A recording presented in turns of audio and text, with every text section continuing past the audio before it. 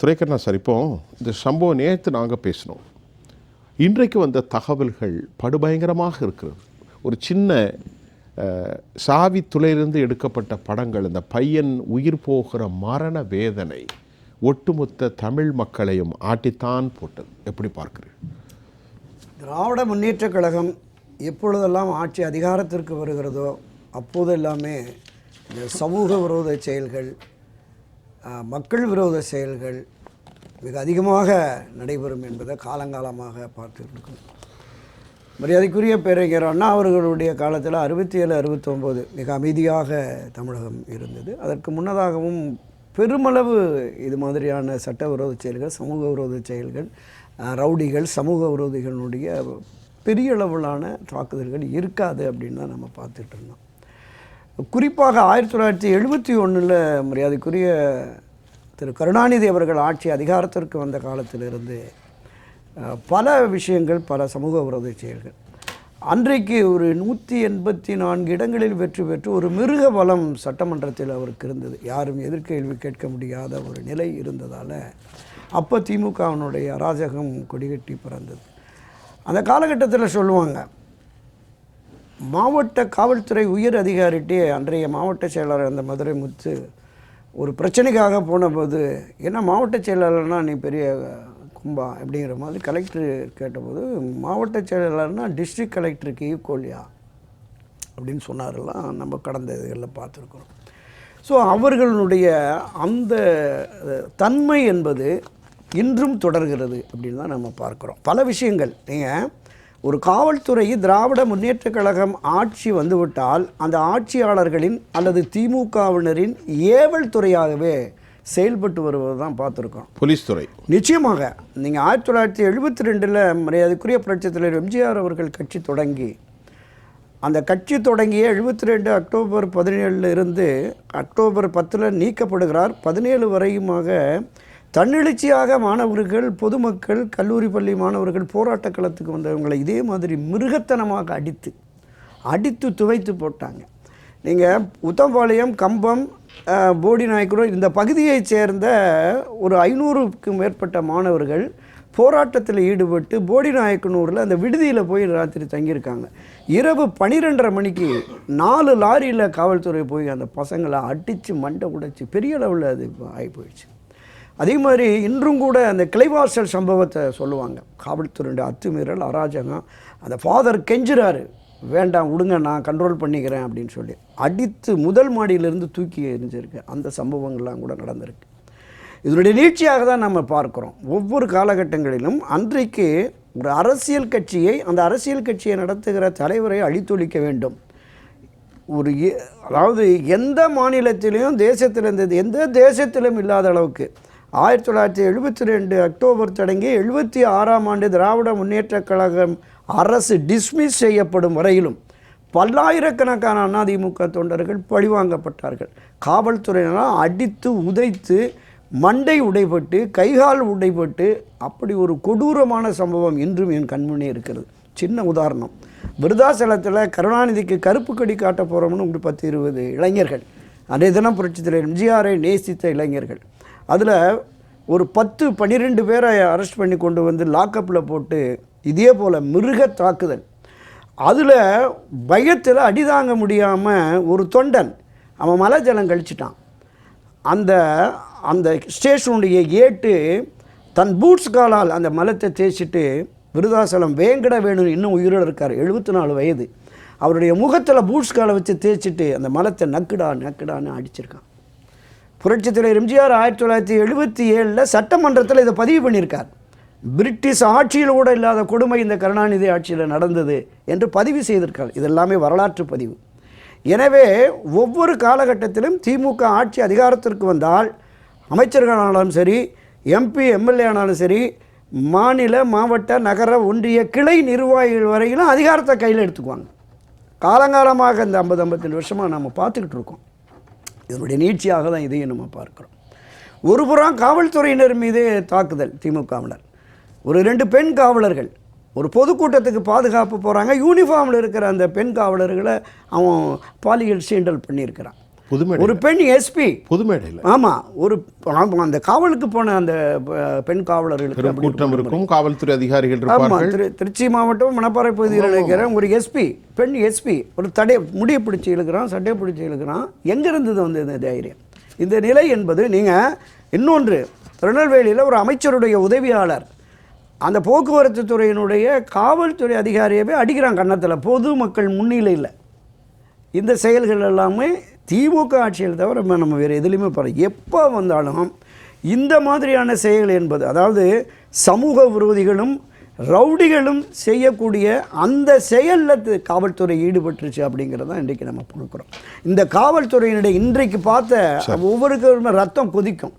ஒரு சாதாரண 27 வயது இளைஞன், சின்ன பையன், ஆமாம், அவனை கொண்டு போய் வயசு. காக்கி சட்டை அணிந்தால் அவர்களுக்கு மனிதாபிமானம் இருக்காது, இப்படி தாக்குவாங்கன்னு.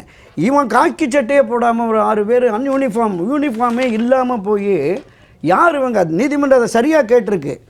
இந்த வழக்கு எப்படி நீங்கள் இவங்கெல்லாம் உத்தரவு, யாருடைய உத்தரவின் பேரில் இதை பண்ணினாங்க அப்படின்னு சொல்லிட்டு மிருகத்தனமாக நீங்கள் ஒரு கூலிப்படையை அனுப்பிச்சு தாக்குறாங்கல்ல, கூலிப்படையினர் போய் அடித்து வெட்டுவோம். இந்த நம்ம ஆட்சாங்கதிரையெல்லாம் பார்த்தோம். அது மாதிரியான செயலில் காவல்துறையில் இருக்கிறவர்களே ஈடுபட்டார் என்பது ஒரு மிக கேவலமான ஒரு செயல் என்பதை நான் நிச்சயமாக அதில் பதிவு பண்ணி ஆகணும். திராவிட முன்னேற்றக் கழகத்தினர் இந்த செயலில் இந்த மாதிரியான ஒரு போக்கில் போகிறது என்பது நிச்சயமாக இந்த மக்கள் மத்தியில் மிகப்பெரிய ஒரு கொந்தளிப்பை உருவாக்கியிருக்கு. அதிமுக ஆட்சியில் சாத்தான்குளம் சம்பவத்தை வச்சு இவங்க எவ்வளோ தூரம் பண்ணாங்க.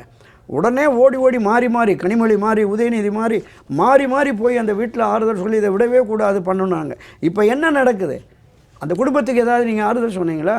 மாரடைப்பு வந்துருச்சு, வலிப்பு வந்துருச்சு அப்படின்னு தப்பி ஓட மிருகத்தனமான இந்த தாக்குதல் என்ன காரணம்? நடைபினமா அடிச்சு போட்டிருக்காங்க. தப்பி ஓட எங்கேயும் தப்பி ஓட காக்கா வலிப்பு. அதுதான் சொல்கிறேன்.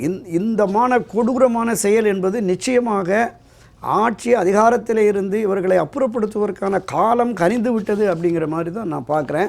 பிரதான எதிர்க்கட்சிகளை தாண்டி திராவிட முன்னேற்ற கழகத்திலே அணி சேர்ந்து இருக்கிற காங்கிரஸ், விசிக, சிபிஐ, சிபிஎம், மதிமுக அனைத்து கட்சிகளும் இந்த விஷயத்தை கண்டிச்சிருக்கிறாங்க, கடுமையான நடவடிக்கை எடுக்கிறாங்க, வரவேற்கத்தக்கது. இதை மிகப்பெரிய அளவில் மக்கள் மத்தியில் கொண்டு சென்று இந்த ஆட்சியினுடைய அவலங்களை தோலுரித்து காட்டும் பணியில் ஈடுபடணும். இதற்கு ஒரு ஆட்சி மாற்றம் ஒன்றுதான் நிரந்தர தீர்வு என்று மரியாதைக்குரிய திருமதி வி.கே. சசிகலா அவர்கள் இன்றைக்கி அறிக்கை கொடுத்துருக்காங்க. அதில் மிக தெளிவாக இருக்கிறது. இந்த நீதிமன்றம் இதை கையில் எடுத்து பல்வேறு வித கேள்விகளை கேட்டு இந்த அரசாங்கம் இது கொலை, இந்த கொலையை செய்தது அரசாங்கம், காவல்துறை என்று பதிவு செய்திருக்கிறது. எனவே இதன் மீது உரிய நடவடிக்கை, அந்த எத்தனை உயர் அதிகாரிகளாக இருந்தாலும், அந்த அதிகாரிகளுக்கு பின்னணியில் இருக்கிற எவ்வளோ பெரிய ஆட்களாக இருந்தாலும் இந்த அரசு உரிய சட்ட ரீதியான நடவடிக்கை எடுத்து கடும் தண்டனை வழங்காவிட்டால் இந்த அரசின் மீதான அதிருப்தி நாளுக்கு நாள் பெருகும் என்பதுதான் என்னுடைய முதற்கட்ட பதிவு. சார் சொல்லுங்கள் சார். இப்போ கேள்வியெலாம் இல்லை, நீங்கள் பேசுகிறது நேரடியாக, ஏன்னா அந்த அளவுக்கு ரொம்ப சிக்கலான ஒரு, நம்ம சகோதரர் வழக்கறிஞர் கணேஷ் சொன்ன மாதிரி சிபிஐ விசாரணை என்பது இதை நீர்த்து போக செய்யும் அப்படின்னாரு. சரியான பார்வை. அப்படியா? ஏற்கனவே ஐயாவுக்கு தெரியும், மூத்த வழக்கறிஞர் சங்கரசுப்பு மகனா அடிச்சு கொலை பண்ணி மேலே இப்போ கிடக்கிறது சிபிஐ தான் விசாரிச்சுக்கிட்டு. என்ன விசாரித்து என்ன தீர்ப்பு சொன்னாங்க? இது வரைக்கும் எதுவுமே இல்லை. ஆக ஒரு சம்பவம் நடைபெற்று விட்டது, அதற்கு சரியான வகையிலான விசாரணையை நடத்தி முறையாக நடத்தி அதுக்கு தீர்வு காணணும்.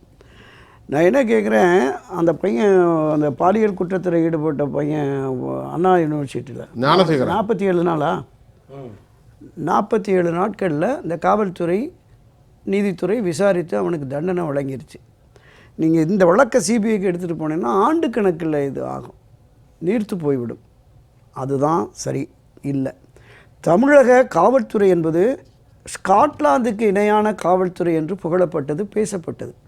ஆனால் இன்றைக்கு ஒட்டுமொத்த காவல்துறையும் தலைகுனிந்து அவமானப்பட்டு நிற்கிறது. அந்த அளவிற்கு ஒரு மோசமான செயலில் இந்த காவல்துறையை, சகோதரர் சொன்ன மாதிரி வெறும் காவலர்கள், அந்த சிறப்பு காவல் படையினர், அவனுக்கு அந்த அஜித்குமாருக்கு என்ன ஒன்றுமே இல்லை. ஆக அந்த அழுத்தம் என்பது உயர் அதிகாரிகள், எஸ்பி, டிஎஸ்பி, இன்ஸ்பெக்டர் அத்தனை பேருமே அங்கே முகாமிட்டு இந்த செயலுக்கு உறுதுணையாக இருந்திருக்கிறார்கள் என்கிறது தான் நீதிமன்றத்தினுடைய பார்வையாகவும் இருக்குது. அதனால தான் நீதிமன்றம் என்ன சொல்லுது, நீதித்துறை நடுவர் உடனடியாக விசாரணையை தொடங்க வேண்டும். இந்த திருட்டு வழக்கிலே விசாரணை என்ற பெயரில் ஒருவர் அடித்து கொல்லப்பட்டிருக்கிறார். இந்த இப்போ உயர் அதிகாரிகளை காப்பாற்ற வேண்டும் என்பதற்காக உண்மையை யாருமே மறைக்கக்கூடாது அப்படிங்கிற விஷயத்தை சார் இப்போ உங்க 3 பேருக்குமே நான் கேட்குறேன் சார். இங்க பாருங்க, அப்போ எனக்கு அழுத்தம் கொடுத்தான்னு காவல்துறை அதிகாரி தானே சார் வந்து சொல்லணும். மூத்த எஸ்பி தானே சொல்லுவார். மாவட்ட காவல்துறை கண்காணிப்பாளர் எஸ்பி தானே, சூப்பர்டா போலீஸ் அவர் தானே சொல்லணும். அவர் எப்படி டிஸ்க்ளோஸ் பண்ணுவார் சார்? இல்லை, நீங்கள் புரட்சித்தலைவர் எம்ஜிஆர் காலத்திலும் சரி, மரியாதைக்குரிய அம்மா செல்வி ஜெயலலிதா காலத்திலும் சரி, அவங்க வந்து இந்த நீதி நிர்வாகத்தில் காவல்துறையில் கட்சியினருடைய தலையீடே இருக்கக்கூடாது அப்படிங்கிறதுல மிக தெளிவாகவும் உறுதியாக இருந்தாங்க. ஐயா, இது சட்டம், இது லீகல் ப்ராசஸ், இது கிரிமினல் ஆக்ட். திமுக காரங்களுக்கு என்ன வேலை, மாவட்ட செயலாளர் என்ன வேலை? அதை தான் சொல்கிறேன். இது எங்கேருந்து இந்த இதெல்லாம் தொடங்குதுன்னா நம்ம எல்லாருக்கும் தெரியும். 50 லட்சம் வாங்கிட்டு நீங்கள் விட்டு கொடுத்துருங்கன்னு போய் பேசுகிறாங்க. இல்லை இல்லை, இது இன்னொரு உதாரணமும் கடந்த கால உதாரணத்தை சொல்கிறேன். சிதம்பரம் அண்ணாமலை பல்கலைக்கழகத்தில் மாணவர் உதயகுமார் அன்றைய முதலமைச்சர் திரு கருணாநிதிக்கு டாக்டர் பட்டம் வழங்குறத கண்டித்து அந்த மாணவர்களை திரட்டி ஊர்வலம் நடத்தினால அடித்து குளத்தில் வீழ்ச்சப்பட்டார். 1973 தங்கப்பதக்கம் படத்தில் ஷோஸ் அந்த டைலாக் சொல்லுவார், செத்து போனது என் பையனே இல்லைன்னு. தந்தையை விட்டு இறந்தவன் தான் மகனில்லை என்று சொல்லக்கூடிய ஒரு பரிதாபகரமான நிலையெல்லாம் அப்போ நடந்திருக்கு. அதனுடைய நீட்சியாக தான் நம்ம 73 ஆமாம் 77 திரு எம்ஜிஆர் அவர்களுடைய பிரச்சாரத்தில் பிரதானமான சொல்மொழியாக இருந்தது. அப்படித்தானே திரு ராமமூர்த்தி அவர்கள்? ஆமாம் ஆமாம், நிச்சயமாக. இப்போ அம்மா காலத்தில் அந்த மாதிரியான ஒரு காவல்துறை வந்து கட்டுப்பாட்டோடு இருந்தது. அப்படிங்கிற போது திரும்ப ஆட்சி அதிகாரத்திற்கு வந்த திரு கருணாநிதி சட்டப்பேரவையில் சொல்கிறார், காவல்துறையின் ஈரல் முக்கால்வாசி கெட்டுவிட்டது. இப்போ முக்கால்வாசி கெட்டுவிட்டதுன்னு எப்போ சொல்கிறாருன்னா, அண்ணா திராவிட முன்னேற்ற கழகத்தில் செல்வி ஜெயலலிதா தலைமையிலான ஆட்சியின் போது காவல்துறையினர் நேர்மையாக செயல்பட்டார்கள் என்பதற்காக, தனக்கு ஆதரவான நிலைக்கு அந்த காவல்துறையை கொண்டு வர வேண்டும் என்பதற்காக பேரவையில் இதை சொல்கிறார். ஈரல் கெட்டு போயிடுச்சு, இந்த ஈரலை நான் சரி பண்ணணும் அப்படின்னு சொல்லிட்டு. ஆக தங்களுக்கான ஏவல்துறையாக காவல்துறையை காலங்காலமாக கொண்டு வந்திருக்கிறார்கள். அந்த விதத்தில் தான் கட்சியினுடைய அழுத்தம், ஐயா சொன்னது மாதிரி ஒரு எஸ்பி டிஎஸ்பி அங்கே இருக்கிற கட்சியினுடைய முன்னணியினர் எல்லாம் தலையிட்டு இருக்காங்கன்னா மிக உயர்ந்த அதிகாரத்தில் இருக்கிறவருடைய குடும்பத்திலிருந்து அந்த அழுத்தம் வந்திருக்குங்கிறதுல மாற்று கருத்தே இல்லை. இல்லை, இந்த விஷயத்தில் மரியாதைக்குரிய திருமதி வி.கே. சசிகலா ஸ்டேட்மெண்ட்டில் அவங்க சொல்கிறாங்க, மக்களை பாதுகாக்க வேண்டிய அரசே அவர்களை கொன்று குவிக்கும் வகையில் செயல்படுவது மனிதாபிமானமற்றது. திமுக தலைமையான அரசு மக்களை காக்க வேண்டிய காவல்துறையை ஆளுங்கட்சியின் ஏவல் துறையாக மாற்றியதான் அவர்களுடைய ஆட்சியின் ஒரே சாதனை. திமுகவினர் இவற்றையெல்லாம் மறைத்துவிட்டு மக்களை ஏமாற்ற ஓரணியில் தமிழ்நாடு என்று மாறுதட்டி கொள்கின்றனர். ஆனால் திமுகவினரை வீட்டுக்கு அனுப்ப தமிழக மக்கள் ஓரணியாக திரண்டிருக்கார் என்பதுதான் உண்மை. ஐயா சொன்னதனுடைய அந்த சாராம்சம். எனவே மக்களை ஏமாற்றும் காலம் இனிமேல் இல்லை என்பதை திமுகவினர் புரிந்து கொள்ளும் காலம் வெகு தொலைவில் இல்லை என்பதை மிக தெளிவாக ஆணித்தரமாக சொல்லி